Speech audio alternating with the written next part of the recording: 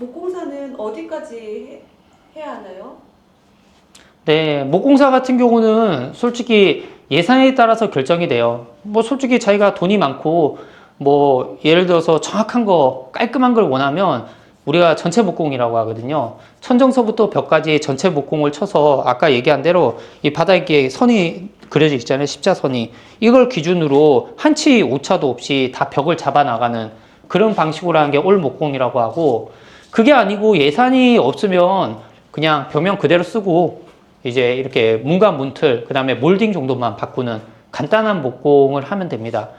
전체 목공함에 있어서는 어떤 방식을 하냐에 따라서 예를 들어서 30평대 기준 30명이 들어갈 수도 있고 그 이상이 들어갈 수도 있어요. 그리고 예를 들어서 나 그게 필요 없다. 문틀하고 몰딩만 치겠다. 이러면 4명, 5명이서 또 끝낼 수 있습니다. 한마디로 금액 차이가 엄청나겠죠. 인건비도 있고 자재비도 엄청나니까. 그렇기 때문에 이거는 뭐 저희가 뭐 결정해 주는 게 아니라 답은 없어요, 특별히. 그래도 하프로가 추천하는 목공은 이 정도일 것 같아요. 만약에 예산이 부족하다 이러면 문과 문틀은 오래됐으니까 바꾸시고 몰딩도 다시 하셔야 되겠죠. 그리고 우리가 봤을 때 또 집이 추우면 안 되니까 기본적인 발코니라든지 그 다음에 자기가 끝집이다 이러면 끝집 벽 쪽에 단열, 그리고 뭐 여기처럼 거실 쪽에 이렇게 단열까지 하면 좋지만 그럴 필요는 없이 입구방 쪽에 저쪽 엘리베이터나 계단실 쪽은 좀 추울 수 있으니까 좀 보강 단열 정도, 그 정도까지 하는 게 합리적이지 않을까 생각됩니다. 물론 다 하면 당연히 좋겠지만요. 붙박이장은 목공이 아닌가요? 아, 간혹 저도 상담해보면 그런 얘기 많이 하세요. 이제 목공사 얘기하면 가구를 얘기하시는 분들이 굉장히 많아요. 붙박이장이라든지 신발장이라든지.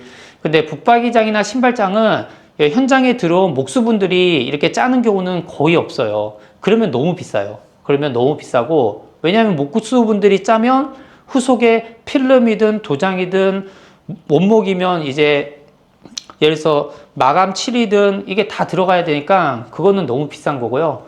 통상 가구업체, 우리가 뭐 싱크대나 제작 가구 하는 데서 시켜서 이거를 짜는 게 가장 저렴합니다. 그래서 업체마다 뭐 자당 얼마 이렇게 하는 것도 있고, 좀 복잡하게 짜면 거기에 따라서 이제 단가가 조금 더 올라간다고 보시면 돼요.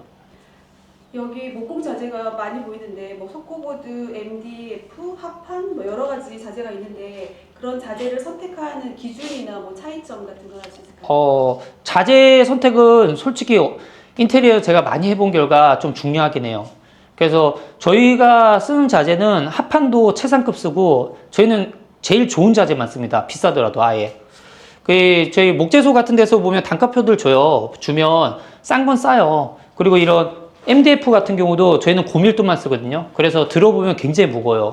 그렇게 하는 이유가 제가 인테리어 많이 하다 보니까 뭐 예를 들어서 예전에 다 일반 MD 썼어요. 고밀도 MD가 있는지도 몰랐어요, 솔직히. 근데 시간이 지나다 보면 수축 팽창을 하다 보니까 하자가 생기더라고요, 자꾸. 그래서 하자 가서 그거를 뜯고 다시 해주고 그게 너무나 비용도 많이 들고 스트레스 받고 해서 지금은 아예 MDF는 다 고밀도 MDF. 합판 같은 경우도 나쁜 거 쓰면 뭐 킬 때부터 해서 냄새도 별로 안 좋고 좀 질이 좀 떨어져요, 이게. 그래서 그냥 자재 때 뭐 크게 막 그런 건 아니거든요. 그래서 자재 같은 경우는 살 때 그래도 그렇게 되어 있어요. 뭐 그냥 저희가 하는 얘기예요. 그냥 최고급으로 달라, 합판도. 그 다음에 우리가 한치각이라고 하죠. 다뤄끼도 이제 소송 중에서 제일 좋은 걸로 달라. 이렇게 봤을 때 삐뚤하거나 하면 써먹지를 못해요. 옹이가 좀 적고 반듯한 걸로 달라. 그러면 뭐 조금 더 비싸요. 뭐 MD 같은 경우는 많이 비싸지만. 그래서 자재는 뭐 좀 이상한 거 쓰면 안 된다, 그렇게 생각하시면 돼요. 근데 자재도 습기나 뒤틀림이 강한 자재, 뭐 욕실이나 이런 데는 그런 걸 써야 되지 않을까요? 아, 그렇죠. 그래서 제가 유튜브 하면 뭐 얘기 많이 하는데 저희 직원들한테도 항상 하는 얘기들이 좀 있어요. 얘기들이 뭐냐면 지금 뭐 여기 와서 이렇게 보셔도 돼요. 여기 보면 우리가 여기 같은 경우 터닝도어가 들어가잖아요. 터닝도어가 들어가면 이쪽은 외기하고 좀 접할 수가 있어요. 그리고 그래서 코어 합판을 썼어요. 코어 합판. 일반적으로 합판이 이런 MDF보다는 물에 강하거든요. 그래서 합판 위주로 이렇게 물에 습기나 뭐 이런 거에 좀 접할 것 같은 부분은 이런 합판 위주로 이렇게 쓰는 게 좋고요. 이런 코어 합판은 구조적으로 이제 틀을 잡기 위한 거고, 그리고 그렇지 않는 부분, 왜냐하면 필름 붙이거나 할 때 합판에다 붙이면 힘들거든요, 밑작업이. 그런 부분은 이제 이런 MD를 쓴다고 보시면 됩니다. 그리고 우리가 요 석고보드도 마찬가지죠. 이렇게 보면 석고보드의 색깔이 막 이렇게 벽에 세워져 있잖아요. 세워져 있으면 이런 파란색이 이제 방수 석고고, 요런 색이 일반 석고예요. 일반 석고, 이게 방수 석고고. 그래서 우리가 발코니 쪽이나 이런 부분은 가급적이면 이런 방수 석고를 써주는 게 좋고요. 나머지 부분은 굳이 이걸 안 쓰셔도 됩니다. 왜냐, 얘보다 얘가 비싸잖아요, 당연히. 그러니까 일반 석고 써주시면 되고, 화장실 같은 데는 저희도 일반 방수 석고를 쓸 때도 있지만, 뭐 아쿠아 석고라고 해가지고 전방수 석고라고 해야 되나? 하여튼 좀 더 무겁고 하여튼 물에 강한, 근데 좀 비싸요, 많이. 그거는 막 2만 원이 넘어가더라고요, 장당. 하여튼 그런 석고보드를 낱개로 사와가지고, 별도로 사와가지고 시공하는 경우도 많아요. 지금 하고 있는 현장도 화장실에 도장이 들어가는 현장은 다 아쿠아 석고를 썼어요. 목공이라고 하면 단열도 목공이 들어가더라고요. 그 목공으로 단열이나 뭐 방음 이런 것까지 다 가능한지. 물론 효과는 있어요. 이제 목공을 하게 되면 당연히 우리가 뭐라도 벽을 세워놓으면, 이 단열은 당연히 저희가 이렇게 PF보드나 이런 아이소핑크를 통해 가지고 단열은 충분히 해주기 때문에 더워요. 더운데 이제 방음이라든지 차음 문제는 약간 개념이 좀 틀려요. 달라. 차음은 음을 차단해 주는 거예요. 이렇게 밀도가 있는 이런 콘크리트 벽이 차음력이 굉장히 강하죠. 그리고 우리가 방음 같은 경우는 우리가 방음실 공사를 한다고 하잖아요.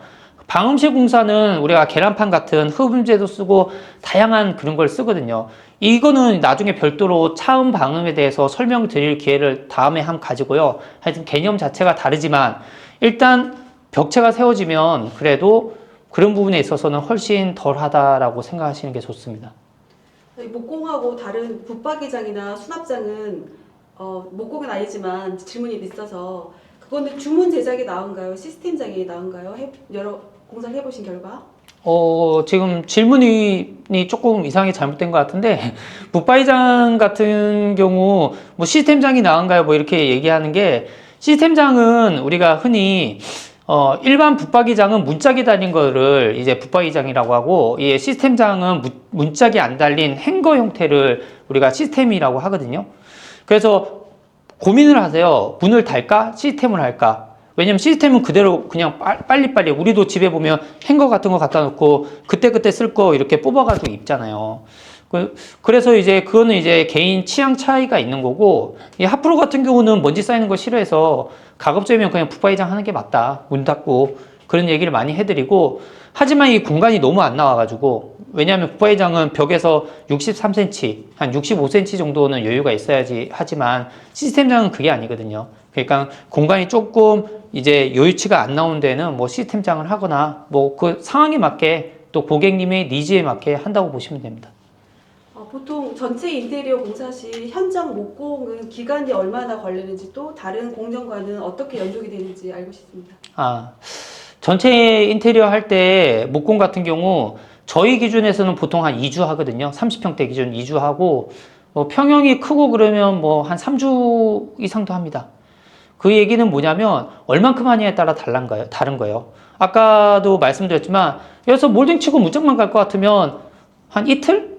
이틀이면 충분해요. 이틀. 하루는 좀 무리수가 있어요. 왜냐면 하루에 뭐 목수가 4-5명 들어와가지고 다다닥 하고 나갈 수도 있지만 그래도 한 이틀은 잡아야 되고, 근데 하는 거에 따라 다르기 때문에 저희 기준에서는 2주라고 보시면 되고요. 목공사가 2주 하고 짧게는 1주 정도 한다고 보시면 됩니다. 토요일, 일요일 빼니까 한마디로 5일 또는 10일이라고 보시면 돼요. 목공은. 그럼 목공은 다른 공정과도 연동이 많이 필요할 것 같은데. 그렇죠. 네네. 목공할 때 아까 말씀드렸지만 점심을 누구랑 먹었냐면 목수 반장님하고만 먹은 게 아니라 전기 팀장님하고 다 같이 먹었습니다. 모여서 저희가 상을 다 차지했죠. 팀들이 먹었는데 막 서로 얘기를 엄청 해요. 엄청 하면서 이건 이렇게 해야 된다.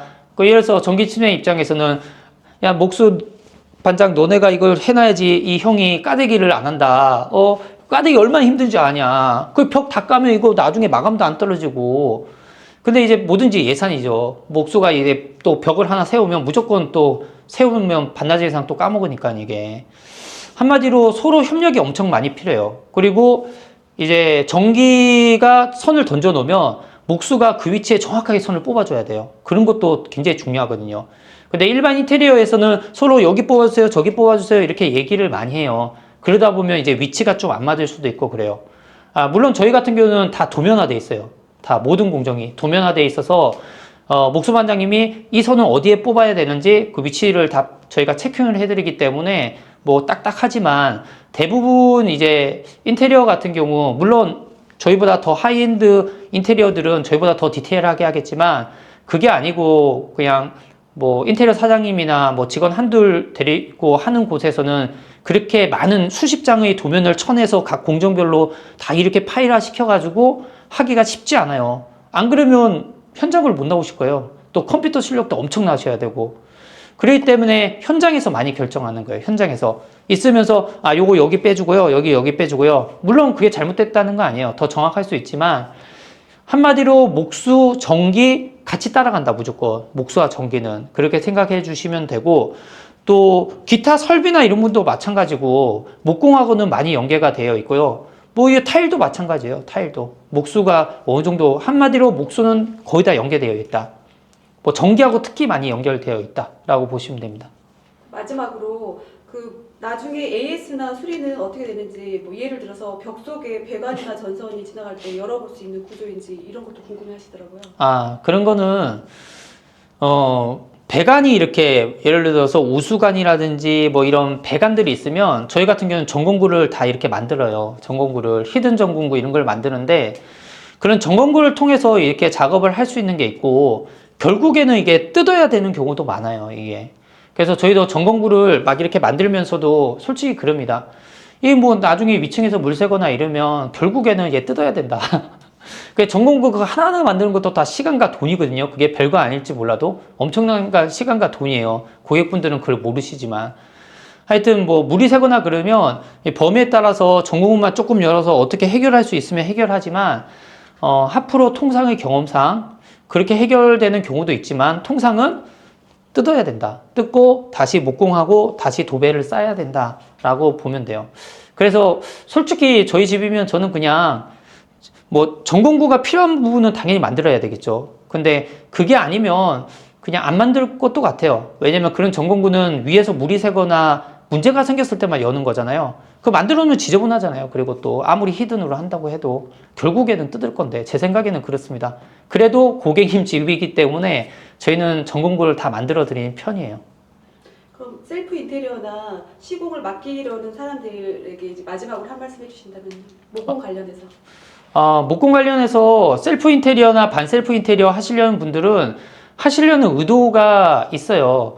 내가 이걸 너무 재밌어 해서 한번 해보고 싶다. 이런 분은 정말 없어요. 정말 없고 다 예산이에요. 저희가 이만큼 예산을 생각했는데 인테리어 좀 가니까 예산이 부족한 거예요. 예를 들어서 1,000만 원이든 2,000만 원이든 3,000만 원이든 부족한 거예요. 부족하다 보니까 돈을 낮추려고 하시는 거예요. 그렇기 때문에 그런 반셀프나 이렇게 하시는 분들 물론 대대적으로 하시는 분도 있지만 대부분의 분들은 뭐 천정 다 뜯어내리고 바닥 다 깨서 부수고 골조만 놔두고 하겠다 이러시는 분은 거의 없어요. 없고 어떻게든 예산을 아끼려고 합니다. 그럼 그런 분들 같은 경우는 목공 같은 경우 천정 다 뜯고 하면 안 돼요. 다 뜯고 하면 안 되고 아까 제가 말씀드린 것처럼 문과 문틀을 몰딩하고 그 다음에 꼭 필요한 부분에 있어서 예를 들어서 뭐 주방 이런 데 보면 다 곰팡이니까 이런 부분 단열 치고 그리고 발코니 쪽 좀 단열 치고 그렇게 해서 마무리 짓는 게 맞아요. 그렇게 해도 목수가 뭐 4-5명에서 할 수 있는 범위가 아니에요. 이런 게 저희가 지금 제가 말씀드린 그것도 뭐 10명 이상 나올 겁니다. 목수가 그렇게만 해도 그래도 그 정도는 해주는 게 좋을 것 같다.